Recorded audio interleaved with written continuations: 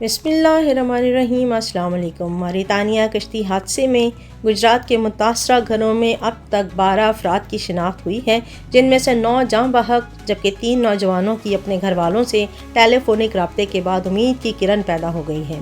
سنہرے مستقبل کے لیے بیرون ملک جانے والے سفیان کے سر پر انسانی اسمگلرز نے ہتھوڑے مارے اور چاقو کے وار کیے۔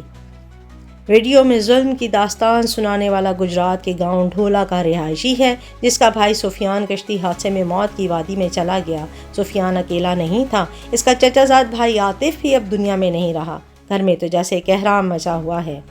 ایسے ہی گاؤں گھڑکو کے 2 کزن حسنین اور رضوان بھی ہیں، جن کے گھر والے غربت کے خاتمے کے خواب دیکھ رہے تھے کہ دونوں نوجوان ہمیشہ کے لیے ہی ان کا ساتھ چھوڑ گئے۔ موریطانیہ کشتی حادثے میں جاں بحق ہونے والوں میں مرزا عمر، علی رضا ابوبکر، ریحان اور سفیر کے گھروں میں بس اب جدائی کے آنسو ہیں۔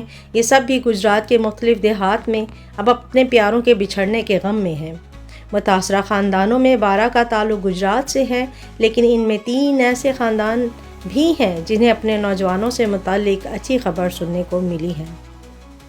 ایسے ہی غلام مصطفیٰ کا گھرانہ ہے۔ غلام مصطفیٰ پلمبر ہے، اوزار اب بھی گھر پر اس کے راہ تک رہے ہیں۔ گھر والے شکر ادا کرتے ہیں کہ زندگی بچ گئی۔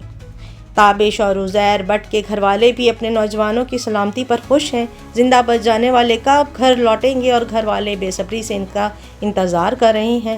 ایسے میں وہ گھرانہ جو پیاروں کو ہمیشہ کے لیے کھو چکے ہیں، وہ تدفین اور میتیں پاکستان لانے اور تدفین کے لیے فکر مند ہیں۔